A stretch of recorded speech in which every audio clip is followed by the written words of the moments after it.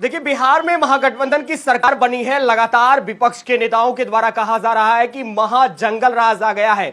कई सवाल खड़े किए जा रहे हैं। और बात कर ले राजधानी पटना की, तो राजधानी पटना में अपराध की गतिविधियां लगातार बढ़ती जा रही है। लोजपा रामविलास के नेता पटना के जिला अध्यक्ष चंदन यादव के घर पर गोलीबारी हुई है। हम आपको बताने जा रहे हैं, दानापुर में उनके आवास पर गोलीबारी की घटना की गई है। देर रात की घटना को अंजाम दिया गया है। बताया जा रहा है 2 से 3 की संख्या में लोग वहां पर पहुंचे हुए थे और उन्होंने फायरिंग की घटना को अंजाम दिया। करीब 5 राउंड गोलियां दागी गई है।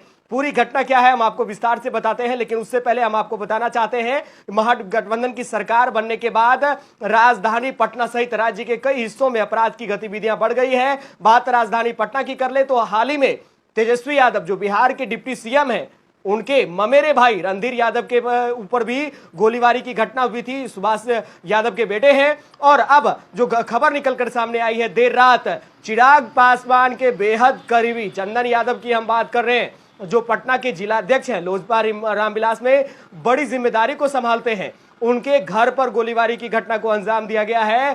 पूरा मामला दानापुर खगोल इलाके से निकलकर सामने आया है, जहां बताया जा रहा है सगुना मोड़ थाना क्षेत्र के अंतर्गत आता है उनका घर। और उनके घर के समीप कुछ जुआरी शराबी जो हैं वो वहां पर शराब पी रहे थे, जिसका विरोध किया गया। और विरोध करने के बाद उनके घर पर गोलीबारी की घटना को अंजाम दिया गया है। इस गोलीबारी में उनके बेटे और भांजे बुरी तरीके से जख्मी हो गए हैं। स्थानीय अस्पताल में उपचार कराया गया है।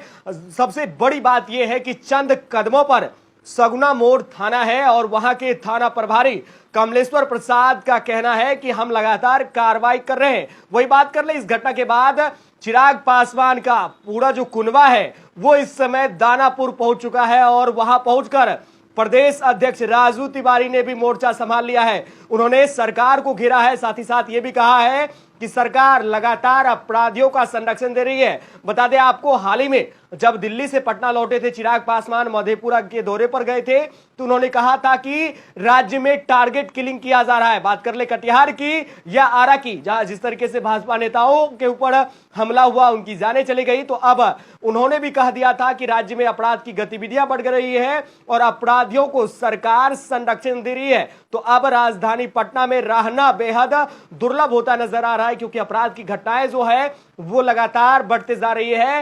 ये बातें चिराग पासवान ने कही थी। और जो खबर हम आपको बताने जा रहे हैं, रामविलास पासवान के समय भी चंदन यादव बड़ी जिम्मेदारी लोजपा में संभालते थे। हालांकि उनके जाने के बाद लोजपा 2 खेमे में बट गया है और अब उनके करीबी नेता चंदन यादव के घर पर गोलीबारी हुई है।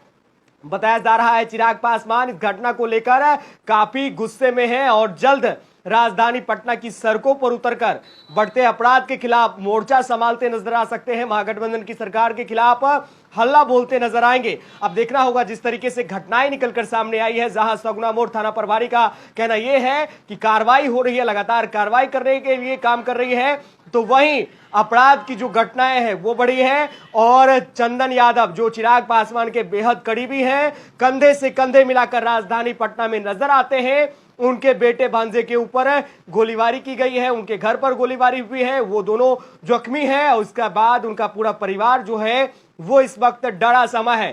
तो चिराग पासवान आज वहां जाने वाले हैं, उनके परिवारों से मुलाकात करने वाले हैं। क्या कुछ होगा हम आपको उन तस्वीरों से भी अपडेट कराएंगे। लेकिन बड़ा सवाल ये उठता है कि लगातार नीतीश कुमार जहां सुशासन राज की बात करते हैं, कहते हैं कि बिहार में जनता राज है, और इसी जनता राज में अपराध की गतिविधियां लगातार बढ़ती जा रही है और खास तौर से नेताओं के घर पर गोलीबारी हो रही है। बात कर ले हम कटिहार की या आरा की, छपरा की या भागलपुर की, और अब राजधानी पटना की, तो खास तौर से अपराधियों का जो मनोबल है वो एक बार फिर देखने को मिल रहा है। तो हम आगे भी खबरों से जुड़ेंगे, क्या कुछ आगे होगा हम आपको उन तस्वीरों से अपडेट कराएंगे। आप बने रहे द बिहार टॉप के साथ, हमारे चैनल को सब्सक्राइब कर लें। बहुत बहुत धन्यवाद।